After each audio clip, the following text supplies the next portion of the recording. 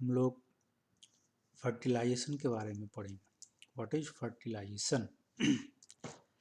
It is the process whereby two sex cells, that is gametes, fuse together to create a new individual with genetic potentials derived from both parents. And fertilization accomplishes two separate ends. One is sex, means the combining of genes derived from the two parents, and another is reproduction, means the creation of new organisms. So, what is the functions of the fertilization? तो पहला functions है कि ये gene को transfer करता है from parents to offspring. Second function is ये eggs को डेवलपमेंट की तरफ प्रोसीड करवाता है by initiating reaction inside the egg cytoplasm. एक साइटोप्लाज्म के अंदर रिएक्शंस को इनिशिएट करवाता है एंड एग को फर्दर डेवलपमेंट की तरफ ले जाता है. So these are the functions of the fertilization. Now we will see about details of fertilization. Yeah, details of fertilizations vary from species to species. Means अलग अलग स्पेसीज में जो फर्टिलाइजेशंस का मैकेनिज्म है और उनका रेगुलेशन है that can vary. So there are four general major events of conception. तो जो चार मेजर इवेंट्स होते हैं कंसेप्शंस के लिए वो क्या है? तो पहला है कंसेप्शन होने के लिए एग्स और स्पर्म का आपस में कांटेक्ट. और ऐसा नहीं कि वो कोई भी स्पर्म किसी भी एग से जाके कांटेक्ट करेगा, वो ऑलमोस्ट सेम स्पीसीज का ही होना चाहिए, तभी जाके उसका कांटेक्ट होगा और फर्दर जो भी प्रोसेस होगा वो हो पाएगा.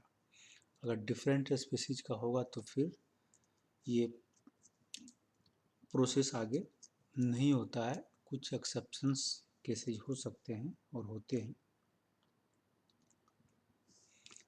दूसरा, regulation of sperm entry into the egg. अब एग में जो है वो स्पर्म का एंट्री होना है, उसके लिए रेगुलेशन मैकेनिज्म काम करता है. ऐसा नहीं कि सभी स्पर्म्स जाएंगे और एग के अंदर चला जाएगा. रेयर केसेज में ऐसे होते हैं, but generally one sperm he egg के अंदर जाएगा और फर्दर जो प्रोसेस होता है वो होगा.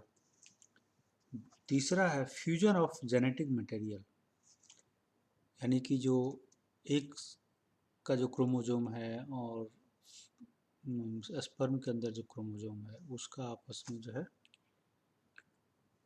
फ्यूजन होगा.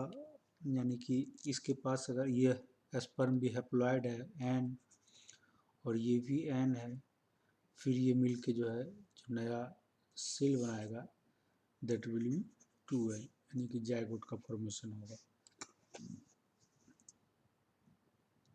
फोर्थ है activation of egg metabolism to start development. अब एग को डेवलप होना है, यानी कि मल्टीपल सेल्स बनाने हैं, तो उसके लिए एग का एक्टिवेशन होना, ये एक मेटाबॉलिज्म का एक्टिवेशन होना जरूरी है. तो this is the fourth events. अब स्पर्म्स का भी डेवलपमेंट होता है। इनिशियल स्टेट में अगर हम देखें तो ये एक स्पर्म का सेल है, ये आपका न्यूक्लियस है, these are the mitochondria and ये गोल्जी बॉडी और ये आपका सेंट्रियोल। फिर इसका फर्दर डेवलपमेंट होता है और ये हैप्लॉइड है। फिर इसका फर्दर डेवलपमेंट होगा और फ्लैजिलम का फॉर्मेशन होगा, यहाँ पे आप देख सकते हैं। और यहाँ पे एक्रोजोम का फॉर्मेशन होगा जो गोल्जी बॉडी से होगा, which will contains several enzymes, जो कि एग का आउटर मेम्ब्रेन को हाइड्रोलाइज करने में मदद करता है। फिर इसका फर्दर डेवलपमेंट होगा स्पर्म सेल का, और ये अब एक स्ट्रीम लाइन, यानी कि इसमें इसका जो शेप्स है उसमें एक मॉडिफिकेशन होगा और वो इसका स्ट्रीमलाइन शेप जो को अचीव करने की वो अग्रसर होगा। और गोल्जी बॉडी है वो धीरे धीरे डिसअपियर होना शुरू हो जाता है। एक्रोजोम फ्रंट पे रहेगा, उसके बाद न्यूक्लियस और जितने भी सारे क्रोमोजोम्स हैं वो सब कॉम्पैक्ट कंडीशन में यहाँ पे रहते हैं। फिर यहाँ पे सेंट्रियोल है, उसके बाद नेक रीजन में, और फिर यहाँ से माइक्रोट्यूब्यूल्स यानी फ्लैजिलम जो है वो यहाँ पे प्रेजेंट है, और माइटोकॉन्ड्रिया जो है वो यहाँ पे कंसंट्रेट होने शुरू हो जाता है।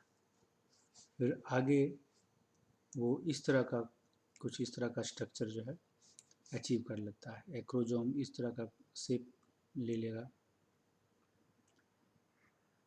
और ये आपका न्यूक्लियस है और इसके अंदर डीएनए है, क्रोमोजोम्स हैं। ये सेंट्रियोल हो गया, ये फ्लैजिलम और ये आपका माइटोकॉन्ड्रिया। और फाइनल जो शेप है वो कुछ इस तरह का होगा। ये एक्रोजोम जिसके अंदर कुछ एंजाइम्स होते हैं that lyses outer covering of egg.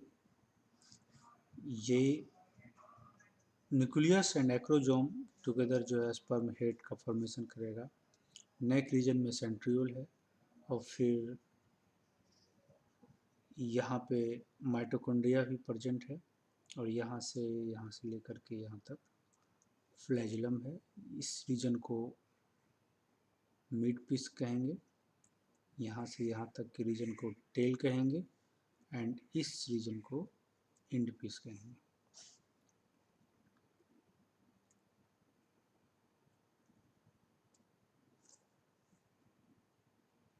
Molecules on the acrosomal process. जो एक्रोजोमल प्रोसेस पे मॉलिक्यूल्स प्रेजेंट होते हैं वो हेल्प करता है recognition between egg and sperm, यानी कि एग एंड स्पर्म को रिकॉग्निशन में ये जो मॉलिक्यूल्स प्रेजेंट हैं एक्रोजोमल प्रोसेस पे वो हेल्प करता है। ऐसा sea urchin and other species में देखा गया।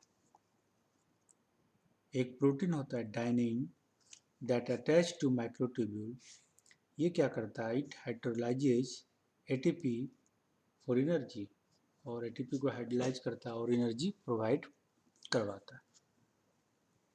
And dynein provide force to sperm propulsion. Sperm propulsion में ये डायनिन का अहम रोल होता है।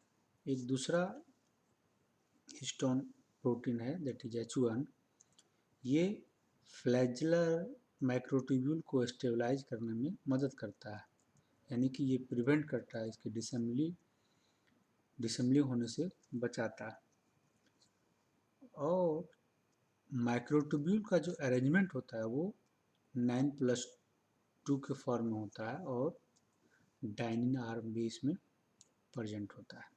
सपोज ये स्पर्म है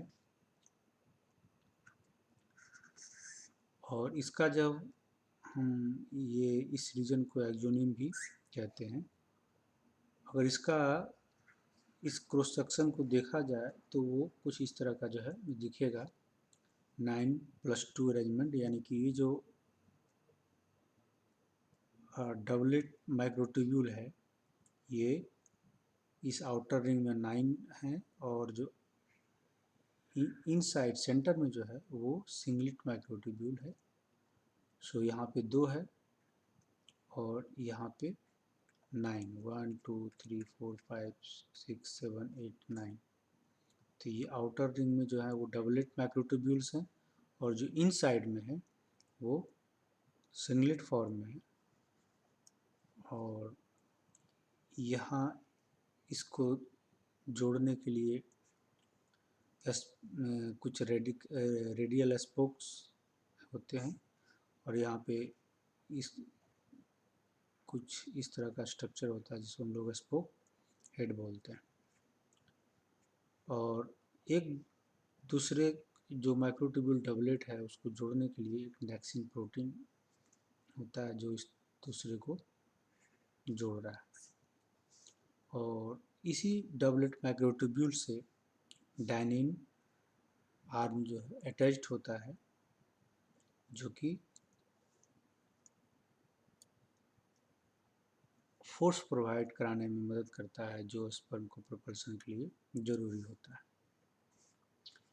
और ये जो डबलेट माइक्रोट्यूब्यूल है इसमें 2 यूनिट होते हैं, एक ए एंड बी, जिसको ए सब फाइबर और बी सब फाइबर भी कह सकते हैं, या सब फाइबर ए सब फाइबर बी, और ये आपका प्लाज्मा मेम्ब्रेन हो गया। तो कुछ इस तरह का जो है, अगर हम क्रॉस सेक्शन देखें स्पर्म का जो टेल है फ्लैजिलम का, वो इस तरह का कुछ स्ट्रक्चर दिखेगा।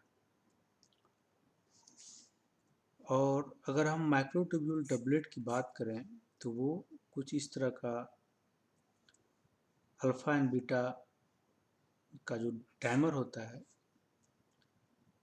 वो इस तरह से कुछ अरेंज होता है, यानी कि ये सिर्फ कट किया हुआ, यानी कि कोई अगर सिलेंड्रिकल ट्यूब है उसको अगर हम काटें तो अपर पोर्शन यानी ऊपर से हमें इस तरह का कुछ देखने को मिलेगा, लेकिन वो इस तरह का जो है कुछ अरेंज होगा, यानी कि जैसे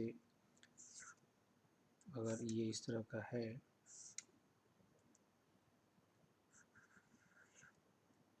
तो इस तरह का कुछ जो है हमें दिखेगा। जो तो यहाँ पे क्या है, सब अल्फा एंड बीटा ट्यूबुलिन का जो डायमर है वो यहाँ पे